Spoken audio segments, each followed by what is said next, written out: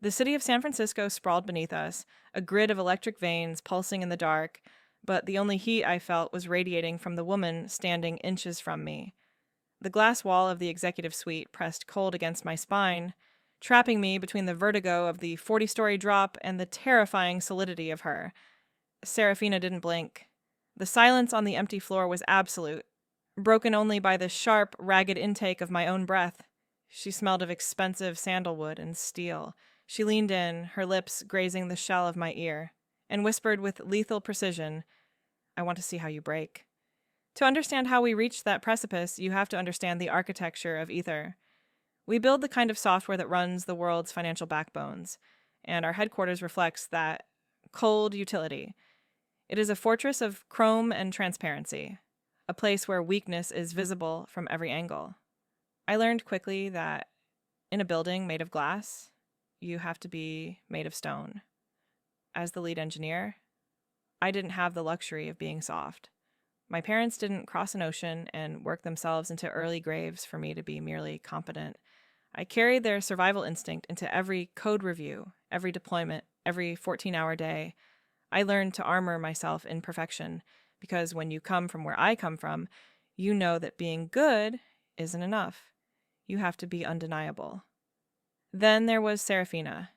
If I was the stone, she was the water that eroded it. Patient, relentless, and terrifyingly smooth. As the chief information officer, she sat at the top of the tower, a position she seemed to occupy by divine right rather than effort. We called her the Cipher. No one knew where she went on weekends. No one saw her lose her temper, and no one could read the intent behind her pale, exacting eyes. She was a legacy hire, the daughter of a tech giant, born on the finish line I'd spent my entire life sprinting toward. She moved through the chaotic open-plan office with a silence that commanded more attention than a shout. For the last year, our professional existence had been a cold war. It started with a disagreement over a security protocol in a board meeting. I argued for redundancy. She argued for speed. I won the argument, but the way she looked at me across the mahogany table didn't feel like defeat. It felt like she was cataloging me. Since then, every interaction had been a skirmish. She would return my code with comments that were technically correct, but phrased with a dryness that felt like a personal insult. I would dismantle her architectural proposals in front of the stakeholders with surgical precision. The air thickened whenever we were in the same room. I could feel her presence before I saw her, a shift in the atmospheric pressure that made the hair on my arms stand up. Colleagues noticed it too. They would stop talking when we stood near the espresso machine, mistaking the charged silence for hatred. And perhaps it was hatred, or at least a close cousin of it. It was the resentment of the self-made for the born-crowned. But underneath the resentment was a shameful, secret obsession. I found myself tracking her movements in the reflection of my monitor. I analyzed her emails like they were encrypted data, looking for a flaw, a crack, anything that proved she was human. I never found one. She remained the Cipher, perfect and untouchable, until the day the CEO announced Project Chimera. It was a massive infrastructure overhaul, the kind of career-defining launch that either makes you a legend or gets you fired. The timeline was impossible, the stakes were astronomical, and the leadership team was structured to force collaboration. I was the architect, she was the executive sponsor. We were locked together in a high-speed collision course, and the entire company was watching. The announcement meeting ended, the room cleared, and for the first time in months, she didn't leave immediately. She sat at the head of the table, tapping a silver pen against her notebook, watching me pack my bag. The look on her face wasn't the usual cool detachment. It was something sharper, something hungry. She knew, just as I did, that the buffer zone was gone. We were about to find out exactly what happened when an immovable object met an unstoppable force. The catastrophe didn't announce itself with sirens or explosions. In our world, the end of days arrives as a silent, blinking cursor on a black screen. It was 5:45 p.m., 15 hours before the Project Chimera launch, when the primary server cluster simply ceased to exist. One moment, the data was flowing like a river. The next, It was a drought. The open plan office, usually a hive of controlled chaos, fell into a stunned, breathless hush. Then, the scrambling began. Junior developers panicked, project managers shouted into phones, and the air filled with the acrid scent of anxiety. But by 8 p.m., the noise had receded. The panicked masses had been sent home, useless in the face of a foundational collapse. The floor emptied out, leaving behind the ghostly glow of idle monitors and the hum of the air conditioning system, which sounded aggressively loud in the sudden vacuum. I was the only one left at the engineering bank. This was my architecture, my failure, and therefore my burden. I sat hunched over my keyboard, my eyes burning, rebuilding the routing tables, line by agonizing line. This was the trap of my upbringing, the invisible weight I carried that Seraphina would never understand. When you are the daughter of parents who crossed an ocean with nothing but the clothes on their backs and a terrifying capacity for labor, you do not get to make mistakes. You do not get to have a bad day. Failure isn't just a professional setback. It's a dishonor to the sacrifices that put you in the chair. I typed faster, the rhythm of the keys a frantic staccato against the silence. I had to be perfect. I had to be twice as good to be considered half as worthy. That was the equation I had lived by since I was 6 years old, translating government forms for my mother. I felt her before I saw her. The air behind me shifted, displacing the stale office oxygen with something cooler, sharper. Seraphina hadn't left. Of course she hadn't. The cipher didn't delegate crises. She observed them. She didn't speak immediately. She just stood behind my ergonomic chair, close enough that I could feel the radiant heat of her body, far enough away that it felt like a judgment rather than a comfort. She was reading my code over my shoulder. The thought made the skin on the back of my neck prickle. "You're rerouting the traffic through a legacy port," she said finally. Her voice was low, stripped of any exhaustion, calm as a flatline. "It's the only way to bypass the bottleneck without crashing the primary node," I replied, not turning around.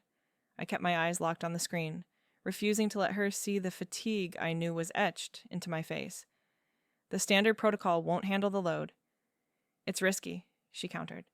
She moved closer. I could see her reflection in the dark glass of my monitor, a ghost hovering over my work. She leaned in, pointing at a line of syntax. Her hand didn't shake. Her manicure was flawless, a stark contrast to my own chewed cuticles. "If that port destabilizes, you lose the entire backend. You're building a castle on sand." "I'm building a bridge while the canyon is collapsing," I snapped, the stress momentarily overriding my filter. "Do you have a better architectural suggestion, or are you just here to audit the wreckage?" I waited for the reprimand, for the reminder of her title and my insubordination. It didn't come. Instead, she made a sound that might have been a hum of consideration. "I'm watching you work," she said, the words landing with a strange, heavy weight. "I want to see if your logic holds under the pressure." It wasn't about the server anymore. It was an interrogation of my competence. She was checking for cracks in the armor, looking for the moment the immigrant daughter's desperation turned into sloppy execution.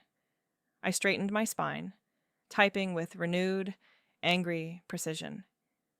The sun had long since abandoned the city, and the office lights automatically dimmed to their night mode, casting us in shadows and pools of artificial blue light. We were alone in the glass box, the rest of the world falling away, leaving only the code, the silence, and the suffocating electric proximity of the woman waiting for me to fail. The compile bar on my screen crawled forward with agonizing slowness, a digital hourglass measuring the remaining lifespan of my career. 45 minutes. That was the estimated time until the system either stabilized or imploded. The silence in the office had shifted from expectant to oppressive, a physical weight pressing against my temples.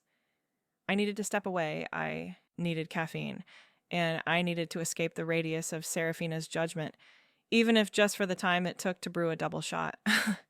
I pushed my chair back. The wheels rolled silently over the plush carpet, a soundless retreat. I didn't look at her as I stood up, but I could feel her gaze tracking me, a laser sight fixed between my shoulder blades. I walked toward the break room, the click of my heels echoing in the empty corridor. The kitchenette at Ether was designed like the rest of the building, sleek, stainless steel, and utterly devoid of warmth. It was a sterile confessional where engineers came to worship at the altar of the high-end espresso machine. I busied myself with the ritual. The grinder whirred, a harsh, mechanical intrusion that shattered the quiet.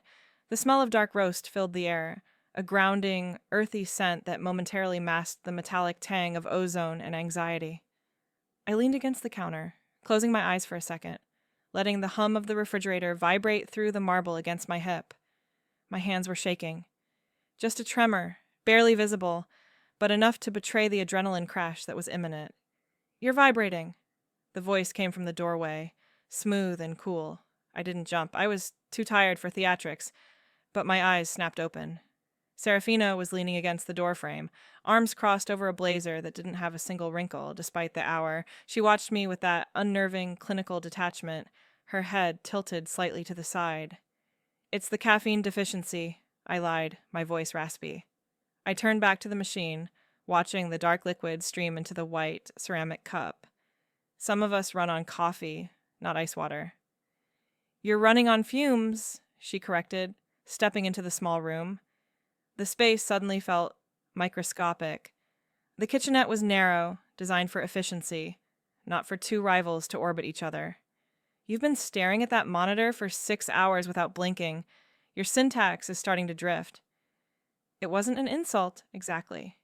It was an observation, delivered with the same neutral tone she used to announce quarterly losses. But to me, it felt like a blade sliding between my ribs. She was cataloging my fatigue, noting it as a system error. "My syntax is fine," I snapped, grabbing the handle of my mug. "And my stamina is none of your concern. I don't need a wellness check from the CIO. "It is my concern when your exhaustion becomes a liability to the deployment," she said. She moved closer, intending to reach for the water pitcher on the counter behind me. I didn't move. I should have stepped aside, ceded the territory, but my feet felt rooted to the linoleum. It was a petty, childish refusal to yield space, born of a year of boardroom interruptions and condescending emails. She didn't stop either. She reached past me, her arm brushing against mine as she went for a sugar packet I had unknowingly blocked. The contact was accidental, a collision of physics, but the effect was immediate and violent. A static shock snapped between us, loud enough to be audible, a sharp crack in the quiet room. But it wasn't just electricity. Beneath the cool, polished wool of her sleeve, I felt the sudden, shocking heat of her skin. It was a tangible human warmth that contradicted everything I knew about the cipher. We both froze. Her hand hovered over the sugar. My hand gripped my mug, the room charged with something that had nothing to do with server architecture.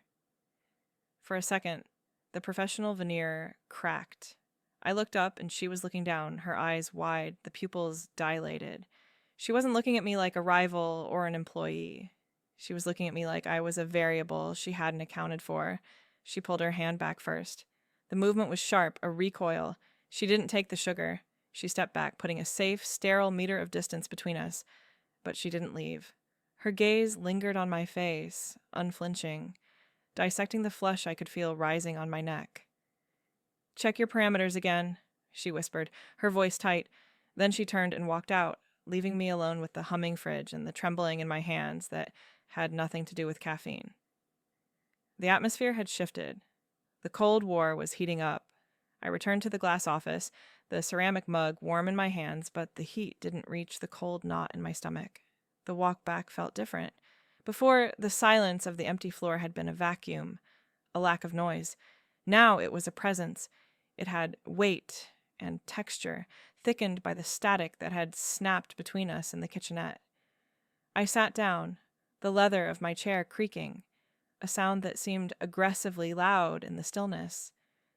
I tried to focus on the scrolling logs, on the cascading lines of green text that promised salvation for the server cluster, but the code had become secondary. The real processing power of the room was being consumed by the woman sitting 10 feet away. The work became a backdrop, a rhythmic mechanical hum beneath the psychological frequency we were both tuning into. I kept my eyes on the screen, but my attention was entirely peripheral.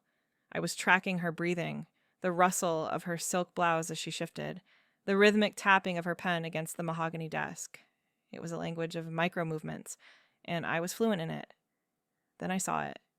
The office lights were dim, turning the floor-to-ceiling windows into black mirrors against the night sky.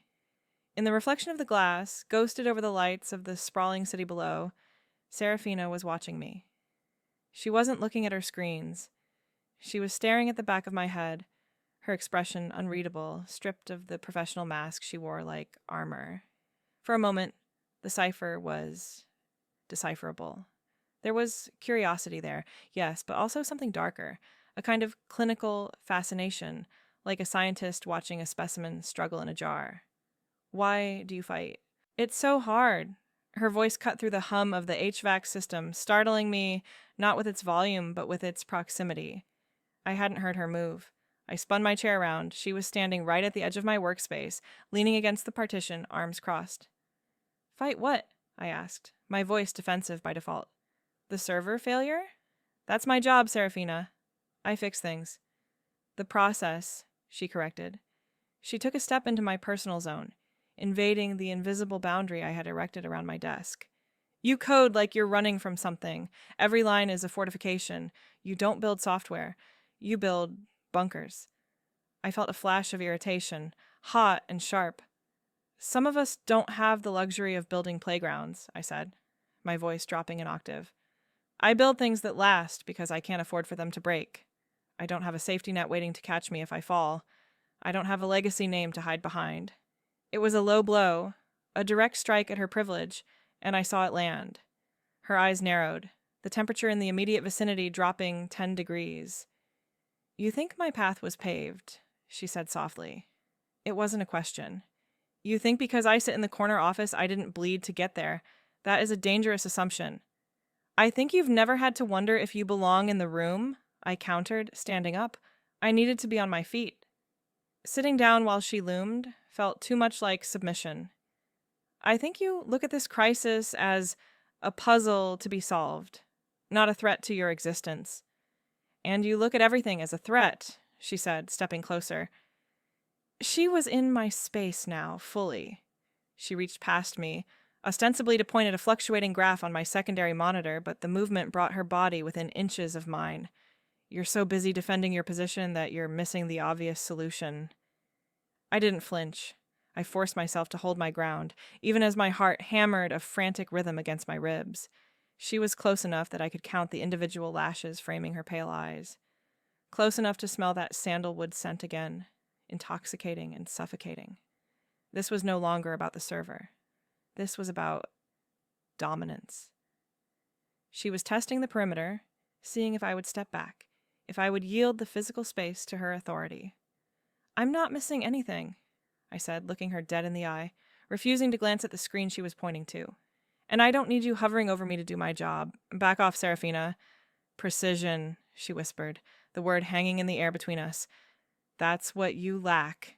You have the force, you have the drive, but you lack the precision to know when to stop fighting and when to adapt. I don't adapt to failure, I snapped, and I certainly don't adapt to you. The tether snapped. The professional courtesy, the thin veneer of corporate politeness we had maintained for a year, it evaporated. The air in the glass box was suddenly too thin to breathe. We were two storms colliding in a vacuum, and the pressure had nowhere to go but out. She looked at me, really looked at me, and I saw the shift. The calculation was gone. In its place was something raw, something volatile. She didn't step back. She stepped forward. You think this is about winning? She said, voice dropping to a register that vibrated in my chest. She moved with a fluid, predatory grace. I stepped back, a prey response I hadn't known I possessed until that specific moment. I think this is about control, I countered, though my voice lacked its usual steel.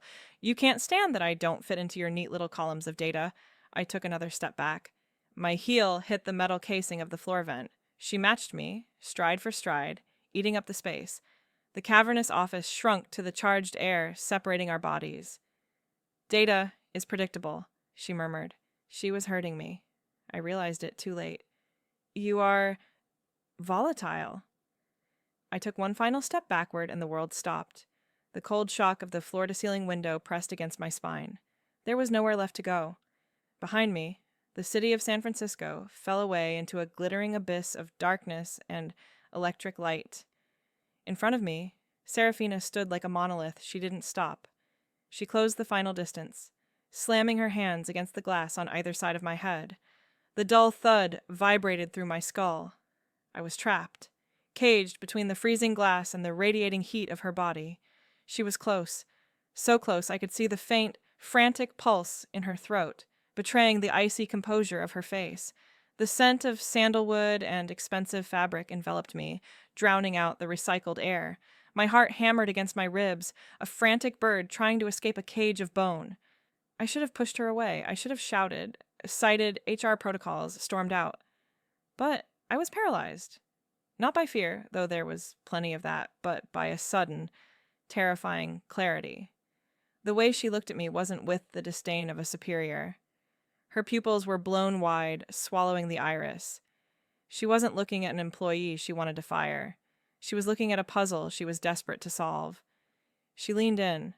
The movement was slow, deliberate, giving me every opportunity to run, knowing I wouldn't. Her breath, warm and ghosting against the sensitive skin of my neck, sent a shiver racing down my spine that had nothing to do with the cold glass. She tilted her head, her lips hovering millimeters from my ear. She finally broke the stillness. "I want to see how you break." The words hung there, suspended in the static. They were delivered with lethal precision, a whisper that carried more weight than a scream. It wasn't a threat. I realized that with a jolt that nearly buckled my knees.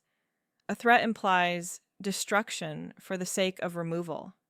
This was curiosity. It was an admission of a dark, consuming fascination. She didn't want to destroy me. She wanted to dismantle me. She wanted to peel back the layers of armor I had spent a lifetime welding to my skin to see what beat underneath. She wanted to know if the fire that fueled my defiance would burn her if she touched it. Fear spiked, cold and sharp, but it was immediately tangled with something else, a hot, heavy pull in my stomach that felt dangerously like desire. I looked at her, really looked at her, and saw the crack in the cipher. She was breathless. She was terrified. She was waiting for me to shatter, to crumble, to give her the satisfaction of proving that I was just as fragile as everyone else. But beneath that need for validation was a plea. Show me you're real. The silence that followed was a physical thing, a third presence in the glass cage. The server, the deadline, the rivalry. It all dissolved into the background noise. There was only the heat of her body, the cold of the glass, and the terrifying realization that I didn't want to push her away.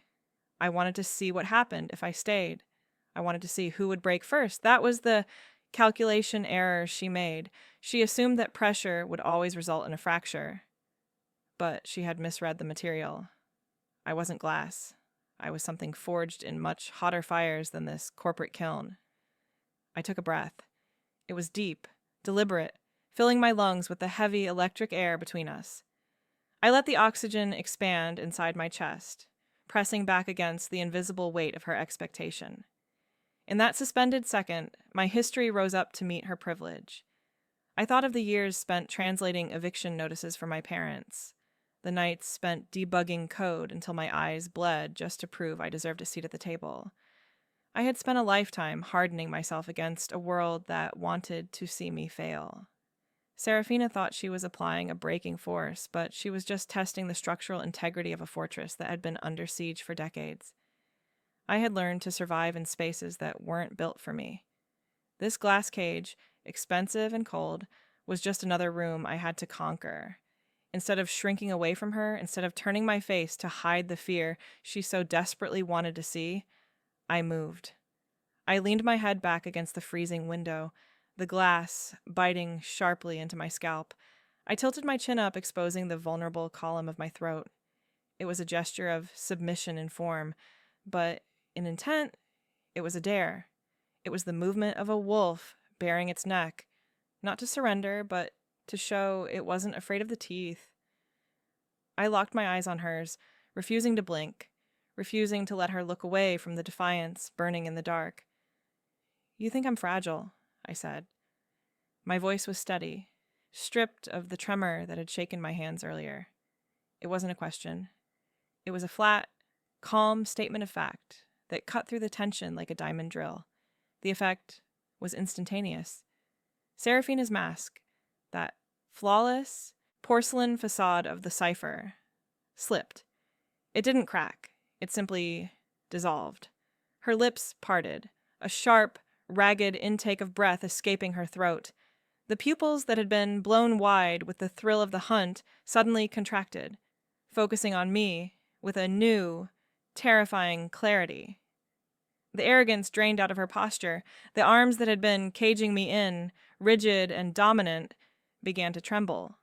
For the first time in a year, I saw the woman beneath the executive title. I saw the loneliness that lived in the hollow of her throat. I saw the exhaustion etched into the corners of her eyes, not the physical tiredness of a long shift, but the soul-deep fatigue of someone who has spent her entire life performing a role she never auditioned for. She wasn't looking for my breaking point because she wanted to destroy me. She was looking for it because she was desperate to know if anyone could survive the pressure she felt every single day. She was standing on the precipice of her own collapse, looking for a handhold, looking for someone strong enough to catch her. The center of gravity shifted violently. Her gaze dropped from my eyes to my mouth, then to the exposed line of my neck. She looked lost, a queen who had suddenly realized her throne was built on ice. Her right hand moved. It peeled away from the glass, leaving a ghostly, fading handprint on the window. It hovered in the space between us for a heartbeat, trembling, uncertain. Then, she touched me. It wasn't a grab and it wasn't a push. Her fingers grazed my jawline, cool and tentative, tracing the bone as if she were a blind woman trying to memorize the shape of reality. The touch was shocking in its gentleness, a stark contrast to the aggression of her body language. She wasn't pinning me down anymore. She was holding on. The hand on my jaw was the white flag. She didn't know it yet, but the moment she touched me with that trembling hesitation, she surrendered the high ground. I didn't lean into her hand, but I didn't pull away. Instead, I stepped forward. It was a movement of inches, but in the geography of our rivalry, it was an invasion. I pressed into the space she had claimed, forcing her to make a choice: retreat and admit defeat, or stand her ground and accept the collision. She didn't retreat. She couldn't. The glass wall was behind me, but the precipice was behind her. "I don't break," I said, my voice dropping to match the hush of the room. I brought my hand up, not to her face, but to her waist. I let my palm settle against the fine wool of her blazer, feeling the rigid structure of the tailoring and the frantic heat of the woman beneath it. I tightened my grip, grounding us both, turning the abstract tension into undeniable physical reality. "I adapt. That's the difference between us, Seraphina. You built a tower to stay above the water. I learned how to swim." Her breath hitched, a sharp, ragged sound that betrayed her. Up close, the perfection was terrifyingly human. I could see the fine lines of tension around her mouth, the way her pupils trembled as they searched my face for a sign of the enemy she thought she knew. But I wasn't the enemy anymore. I was the mirror. "You're lonely," I whispered. It wasn't an accusation. It was a surgical incision into the truth she hid behind non-disclosure agreements and power suits. "You stand in this glass box day after day, terrifying everyone so they won't see that you're just as scared as they are. You want to see me break because you think if I shatter, it justifies your own cracks. But I'm not going to give you that satisfaction." She tried to speak, her lips parting, but no sound came out. The command, the authority, the icy retorts, they were all gone. She was cornered, not by walls, but by the truth I was holding against her chest. I slid my hand further around her waist, pulling her in until there was no air left between us. The contact was electric, a sudden circuit closing after a year of arcing sparks.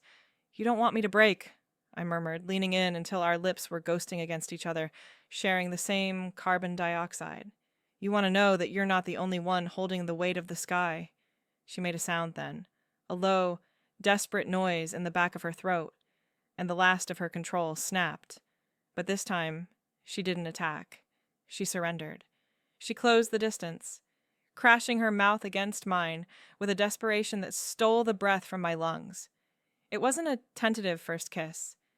It was a collision of equal forces, a year of boardroom arguments and silent resentments, pouring into a single, devastating point of contact. Her hands tangled in my hair, gripping tight, pulling me closer as if she were drowning and I was the only solid thing in the ocean. I met her force with my own, my hand sliding up her spine to grip the nape of her neck, holding her there, demanding everything she had kept hidden behind that cold, executive mask. She tasted like coffee and adrenaline. The kiss was messy, uncoordinated, and overwhelmingly real. It was the physical manifestation of every argument we'd ever had, every code review, every stolen glance. It was aggressive and possessive, a claiming of territory. She wasn't the cipher anymore. She was Seraphina, and she was burning alive in my arms. We stumbled, the coordination of our limbs lost to the urgency of the moment. My back hit the glass again, but this time it didn't feel like a trap. It felt like an anchor. She pressed against me, her body seeking the friction, the heat, the undeniable reality of another person. The professional barriers didn't just fall, they were incinerated. There was no CIO, no lead engineer. There was just the friction of skin on skin, the desperate tangle of tongues, and the terrifying realization that this rivalry had never been about hate. It had been about recognition. We were two apex predators who had finally realized we didn't have to fight for the same territory. We could rule it together. I bit her lower lip hard enough to sting, and she gasped into my mouth, her hands clutching the lapels of my shirt. She was unraveling, coming undone in my arms with a beautiful, terrifying lack of precision. And for the first time since I walked into ether, I didn't feel the need to be perfect. I just needed to be here, in the dark, with her. The room fell into the stunned, vibrating quiet of a blast zone. We broke apart slowly, untangling limbs that had felt desperate to fuse only moments ago. The physical reality of the office, the low hum of the servers, the distant wail of a siren somewhere in the mission district, began to bleed back into the edges of my consciousness. I looked at her. The cipher was gone. In her place was a woman with swollen lips and a silk blouse that was half untucked, her chest rising and falling in a ragged rhythm that matched my own. We didn't say anything at first. There are no corporate protocols for what happens after you kiss your rival against a window on the 42nd floor. We slid down to the floor, the expensive industrial carpet rough against my palms, leaning back against the leather sofa we were supposed to be sitting on. Down here, in the dark, eye level with the baseboards, there was no CIO and no lead engineer. Just two women trying to catch their breath in the wreckage of their own egos. Seraphina pulled her knees to her chest, a gesture so small and protective it made my chest ache. She ran a hand through her hair, ruining the perfect, severe bun she wore like a crown. "I hated you," she said quietly. The words were soft, lacking any bite. "I hated how easy it looked for you. The fire. You walk into a room and you burn. I walk in and the temperature drops. I thought if I pushed you hard enough, I could steal some of that heat." I looked at her profile, illuminated by the blue light of the monitors. "It's not fire, Seraphina," I said, my voice hoarse. "It's panic. I burn because I'm terrified of the dark. I looked at you and I didn't see coldness. I saw safety. I saw someone who belonged so completely that the world bent around her." She turned to look at me then, a sad, crooked smile touching her mouth. "Belonging is a myth," she whispered. "My father built this empire, yes, but he built it to be a machine. He raised me to be a component, not a daughter. I've spent my whole life trying to prove I'm not just a spare part. You fight to get in the room. I fight to prove I deserve to stay in it." It was the bridge between us, the immigrant daughter fighting for a foothold, and the legacy daughter fighting against erasure. Different wars. Same battlefield. We had both been drowning in expectation, just using different strokes to stay afloat. I reached out, but this time my hand was steady. I traced the line of her jaw, feeling the pulse that still fluttered there. She leaned into the touch, closing her eyes, an expression of sheer relief washing over her features. It was intimate in a way the kiss hadn't been. The kiss was a collision. This was an entwining. I reached for her collar, straightening the silk she had disarrayed, a domestic gesture in a corporate war zone. "We have a server to fix," I murmured, though I made no move to get up. "The routing tables," she said, opening her eyes. The sharp intelligence was back, but the edge was gone. "If we split the load balancing, you handle the architecture, I handle the authorization protocols." "Partnership?" I asked. "Symbiosis," she corrected. We got up. The work that had felt like a boulder on my shoulders an hour ago now felt weightless. We pulled our chairs together, thighs brushing, and dove back into the code. It was effortless. We weren't fighting for dominance over the keyboard anymore. We were a dual-core processor, anticipating each other's logic before the syntax was even typed. I would start a function and she would close it. She would spot a vulnerability and I would patch it. The flow was intoxicating. It was the most productive 2 hours of my life, fueled not by caffeine or fear, but by the terrifying electric clarity of being fully seen. By the time the final compile bar hit 100%, the sky outside was beginning to bruise with purple and gray. The city was waking up, unaware that in a glass box 40 stories above, the world had shifted on its axis. We sat back, the green, system-stable message glowing like a dawn of its own. Serafina looked at me, exhausted and disheveled, and more beautiful than I had ever seen her. The rivalry hadn't disappeared. It had just evolved into something far more dangerous. The sun didn't ask for permission. It simply invaded. The first gray light of dawn washed over the San Francisco skyline and pierced the glass walls of our sanctuary, turning the intimate shadows of the night into stark, unforgiving daylight. In the movies, the morning after is romanced with soft focus and tangled sheets. In a 42nd floor executive suite, it is terrifying. The light exposed everything, the empty coffee cups, the whiteboard covered in frantic diagrams, and the sudden, sharp reality of who we were. We were not just two women in the dark anymore. We were the CIO and the lead engineer of Ether, and the business day was exactly 1 hour away. Serafina stood up first. I watched the transformation happen in real time, a fascinating and heartbreaking reassembly of the self. She smoothed the wrinkles from her silk blouse with sharp, efficient movements. She found a hair tie in her pocket and pulled her chaotic hair back into that severe, unassailable bun.